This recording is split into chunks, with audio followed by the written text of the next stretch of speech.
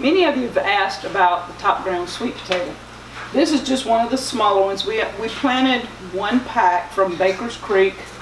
They're called top ground sweet potato squash.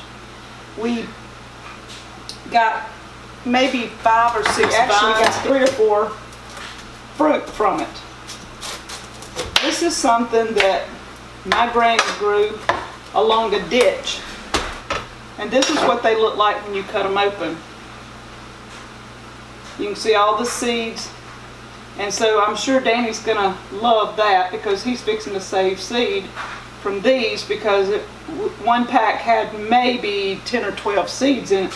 So this one squash, I guess, or sweet potato, oh my goodness, it almost smells like a watermelon in a way. Then it's got the cantaloupe. It's kind of a combination.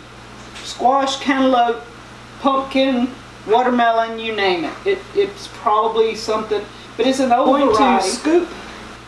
See how easy this is, I'm not sure. But, y'all, I remember my granny and my mama doing this. And even my daddy. My daddy cooked pies all the time. He was the one that loved to get in here and cook. And you can see I'm just scooping out. It'll scoop out like that. And then just scoop it out like you would to the fleshy part. Okay?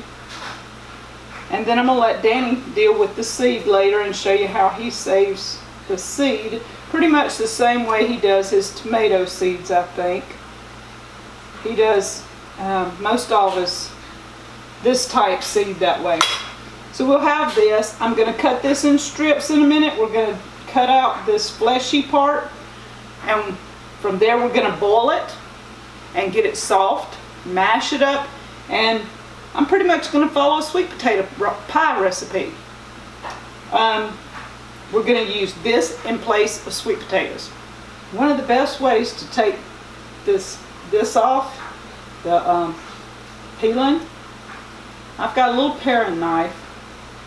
And what I'm doing is I'm just running it under the skin here, just peeling. And usually if you get it started, it would just run right under the edge and peel it off.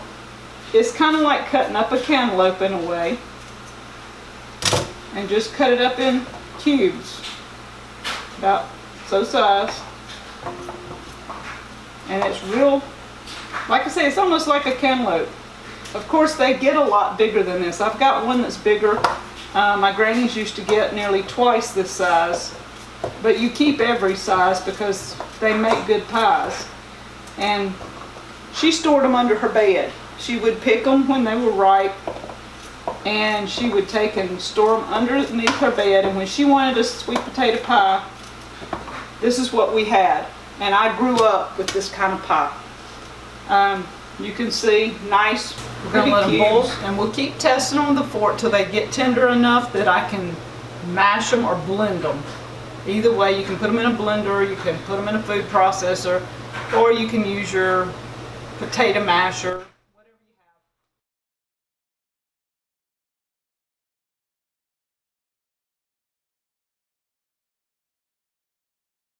The modern way to do this would be to mash these up, would be to put it in a food processor or a blender or something like that.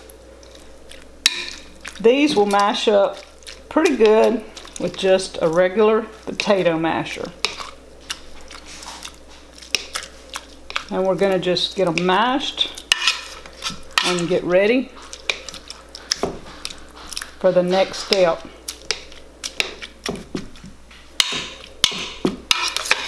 Look at that pulp. Isn't that beautiful? I'm doubling my recipe, so this is going to be 2 cups of sugar. I've got 5 eggs because a couple of them were small. I've got half a cup of milk in here. I didn't fill this up. It's half a cup. And this is almond milk. Vanilla.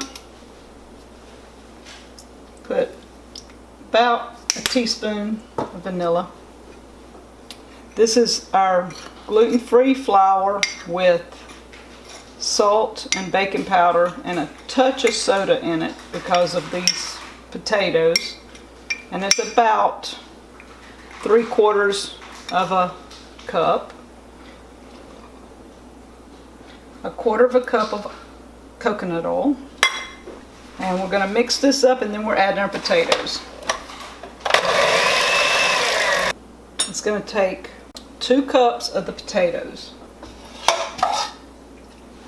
So there's 1, 2.